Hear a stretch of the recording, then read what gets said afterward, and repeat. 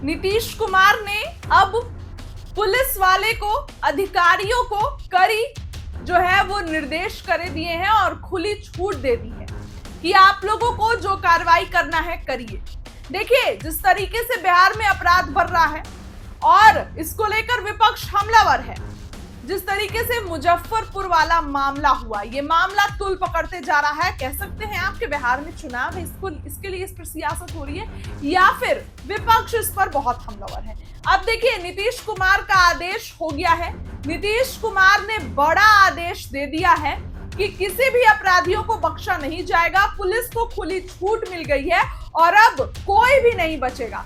बिहार के उप मुख्यमंत्री विजय कुमार सिन्हा इस पूरे मामले पर बड़ा बयान दे रहे हैं। क्या कुछ कह रहे हैं डिप्टी सीएम विजय कुमार सिन्हा, उनकी बातों को सुनिए। दुखद दुर्भाग्यपूर्ण घटना जगन्नाथपुर और कफेन कुरनी में हुआ है।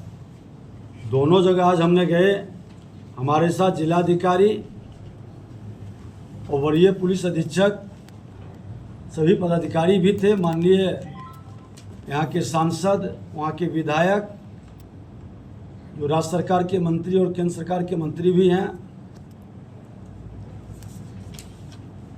जगन्नाथपुर में समीक्षा बैठक में बताया गया कि आरोपित को गिरफ्तार कर लिया गया है और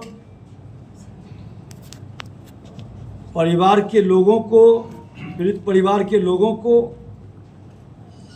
50% 4,12,000 का राशि प्रदान की गई है। शेष राशि बाद में दी जाएगी और उनको प्रतिमाह पेंशन की स्वीकृति भी मुख्यमंत्री ग्राम आवास योजना के तहत पीड़ित परिवार को घर की स्वीकृति भी, दोनों भाई को सरकारी आवासीय विद्यालय में निःशुल्क शिक्षा हेतु नामांकन की व्यवस्था भी किया गया है। स्पीडी ट्रायल चलाकर दोषी को सजा दी जाएगी और कुरनी कफेन में भी एफआईआर दर्ज कर लिया गया है। अनुसंधान किया जा रहा है, त्वरित गति से कार्रवाई होगी। कार्य में लापरवाही बरतने वाले एसएचओ और 2 पुलिसकर्मी को सस्पेंड किया गया है।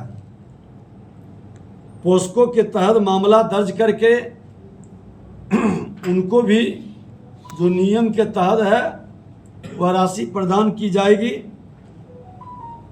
स्पष्ट निर्देश दिए हैं कि अवैध धंधे में लगे लोगों को चिन्हित कर उस पर कार्रवाई इमीडिएट शुरू हो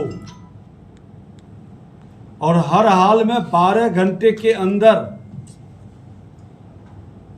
आरोपित पर जो भी एक्शन लेने की जरूरत है, सरकार की ओर से खुला छूट है कि प्रशासन एक्शन ले। ये मानवता का दुश्मन है। अपराधी की कोई जात नहीं होती है।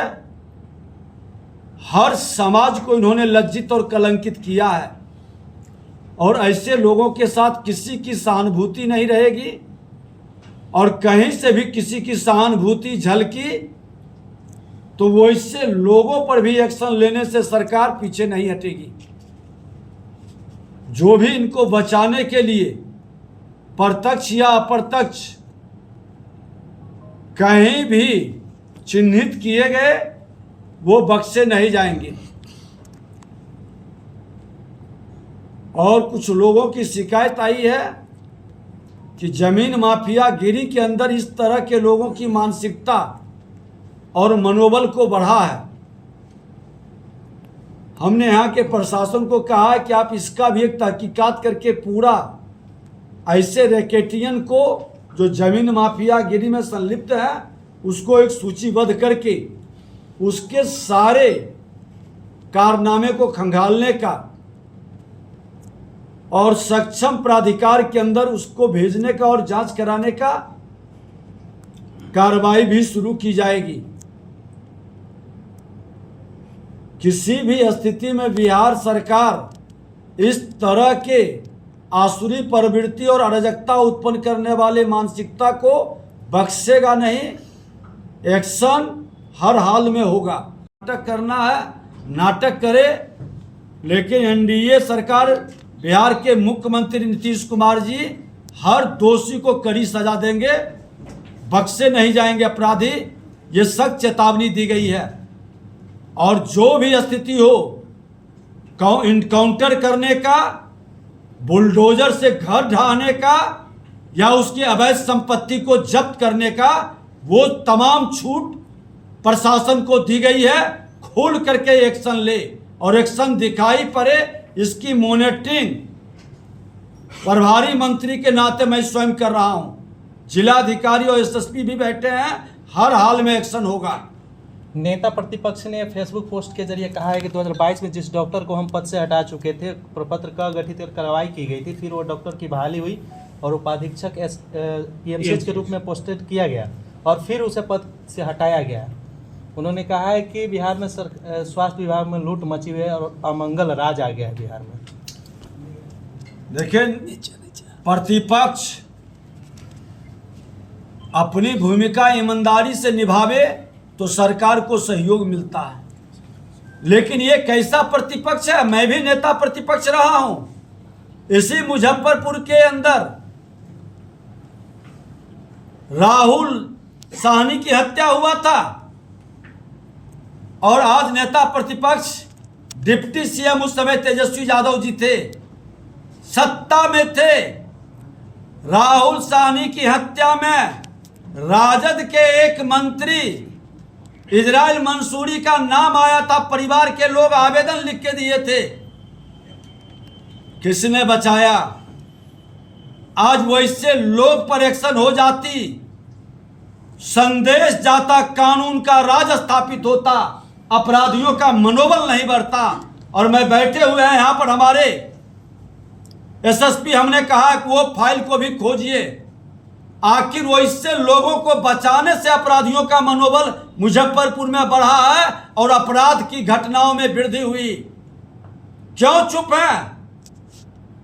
जिसका बेटा मरा वो लिख के दे रहा है कि इसने मरवाने में भूमिका निभाया, एफआईआर तक नहीं होने दिया। मुंह मत खोलवावे नेता प्रतिपक्ष, अपनी जिम्मेवारी का पालन करें। धिक्कार है अपराध और भ्रष्टाचार के मामले में लोगों को संरक्षित करने वाले को। राजनीति न करें, बिहार को बचाने का, हर बिहारी को बदनाम होने से बचावें। और मान सम्मान की लड़ाई हर बिहारी के लिए सबकी जिम्मेवारी है। हमको जितना बन सकेगा पूरी ईमानदारी के साथ, अगर जो कोई दोषी है, कोई भ्रष्टाचारी है, प्रमाण के साथ, प्रतिपक्ष की तो यही भूमिका होनी चाहिए, पूरे प्रमाण के साथ आगे लाना चाहिए। मैं भी प्रतिपक्ष में था, यही सिपाही भर्ती में सिंगला, क्या नाम था? एसपी सिंगला, नहीं, सिंघल, एसके सिंघल डीजीपी थे। पेपर लीक में हमने ही प्रमाण निकाल के सदन के अंदर सीएम को दिया और मुख्यमंत्री ने एक्शन लेके कार्रवाई भी किया। मुख्यमंत्री की ओर से कहीं एक्शन में कमी नहीं है। बता दें कि राहुल साहनी में किसने बचाया और मुजफ्फरपुर में अपराधियों का मनोबल किसने बढ़ाया? ये राजद के मानसिकता के कल्चर बंद होनी चाहिए। हम तो कहा कि मेरा बेटा भी अपराधी है, काउंटर कर दो। एक बार भी एनडीए के कोई लोग सामने आता है मुझको बता दो रोकने के लिए। इसलिए राजनीति न करें, एक्शन। अपराधी की जाति नहीं होती है, कोई पार्टी नहीं होता है, कोई धर्म नहीं होता है, उसके साथ किसी की सहानुभूति नहीं होनी चाहिए।